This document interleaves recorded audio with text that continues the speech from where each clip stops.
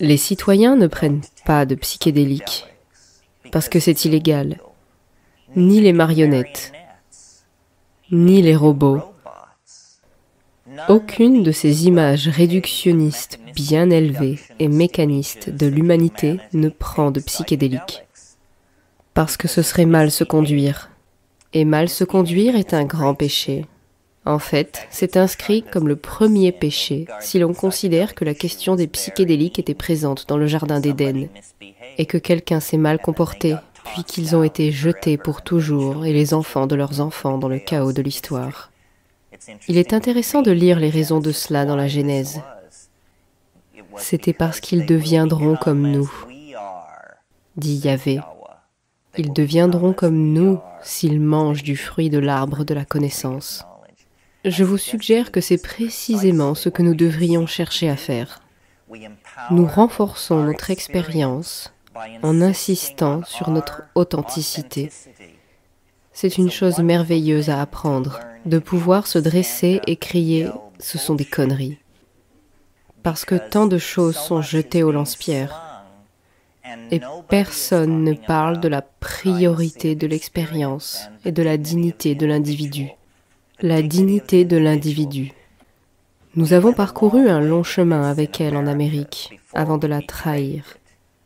Et elle n'a pas seulement été trahie par les clowns de Washington, elle est également trahie par quiconque se regroupe au pied d'un nabab autoproclamé. Parce que le fait est que personne ne sait ce qui se passe. Personne ne sait, personne n'a la moindre idée. Les meilleures suppositions sont des mensonges, vous pouvez en être sûr. Ainsi, prétendre qu'un être humain en conduira un autre hors de la nuit noire de l'ignorance et dans la lumière brillante de la vérité est ridicule, absolument grotesque. C'est un produit de cette autonomisation de l'image humaine qui a duré pendant plusieurs milliers d'années de domination de la culture. Si vous voulez un enseignant, essayez une chute d'eau, ou un champignon, ou une nature sauvage de montagne, ou un bord de mer ravagé par la tempête. C'est là que se situe l'action. Ce n'est pas de retour dans la ruche, ce n'est pas dans la fourmilière, ce n'est pas en vous cognant la tête contre le sol devant quelqu'un qui se vante de sa lignée, ou de ceux dont il a ciré les chaussures. Ça ne suffit pas pour leur accorder du crédit. La connaissance est transitoire. Et nous n'avons pas encore approché même le premier moment de la compréhension civilisée. La manière dont cela doit être fait, c'est en vous faisant confiance à votre intuition, en rejetant l'autorité. L'autorité est un mensonge et une abomination. L'autorité vous conduira à la ruine.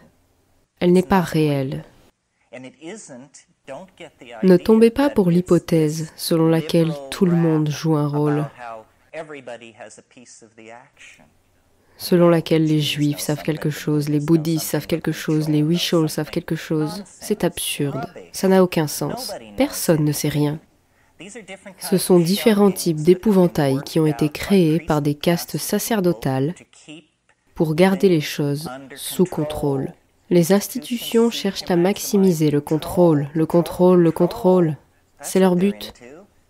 Pensiez-vous qu'ils étaient là pour vous éclairer, pour sauver votre âme? Oubliez ça. Le contrôle est de quoi il s'agit. Et dans la mesure où nous nous engageons dans l'idéologie, nous sommes empoisonnés. Toute idéologie, marxisme, catholicisme, objectivisme, peu importe, des absurdités, que des absurdités. Ce qui est réel, c'est l'expérience. Ce qui est réel, c'est ce moment. La question qui vient par la suite est, quelles sont les frontières de l'expérience?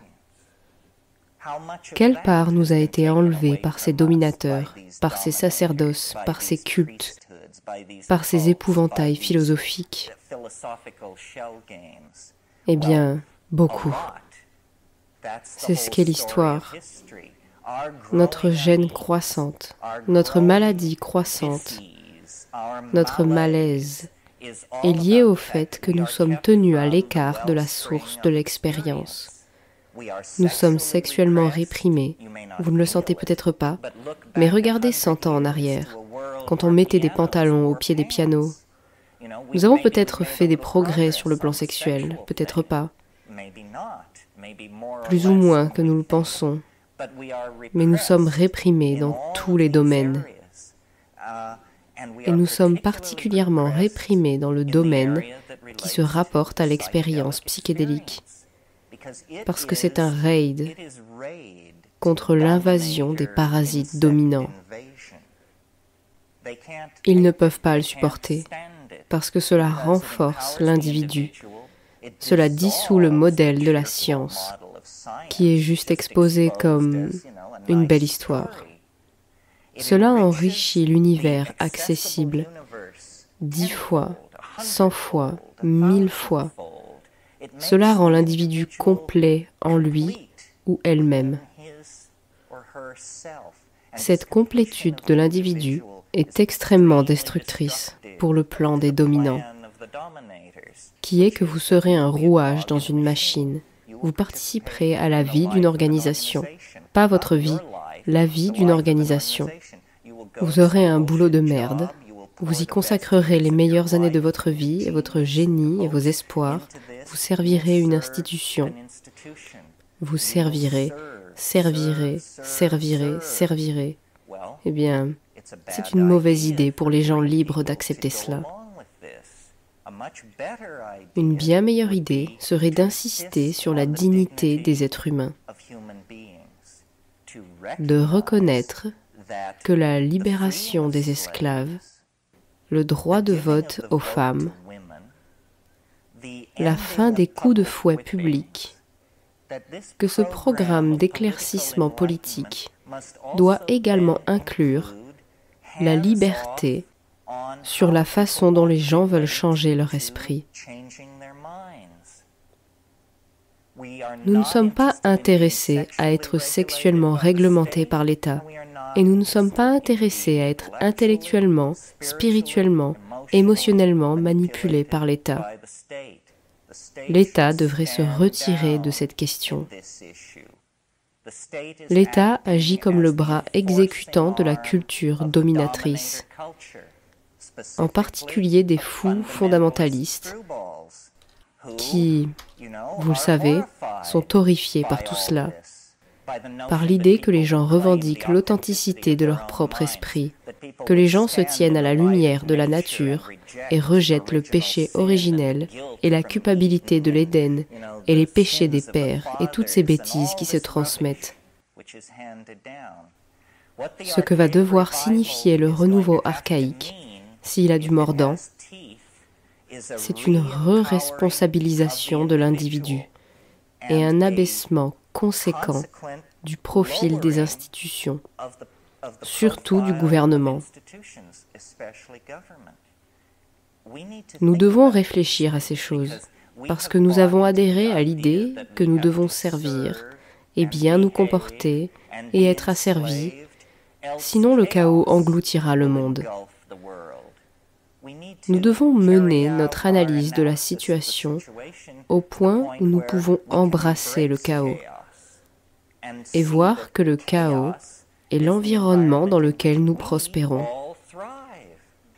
Si nous continuons comme nous l'avons fait, alors nous sommes condamnés, et le jugement d'une puissance supérieure à ce sujet sera « Ils n'ont même pas lutté.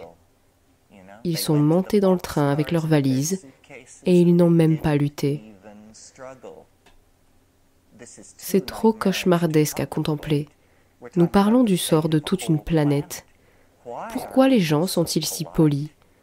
Pourquoi sont-ils si patients?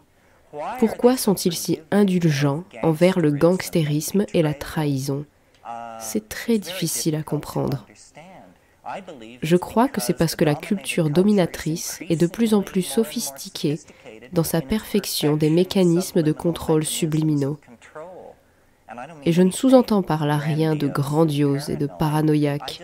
Je veux juste dire qu'à travers les communiqués de presse et les extraits sonores et l'idiotie forcée de la télévision, le drame d'un monde mourant a été transformé en un feuilleton pour la plupart des gens.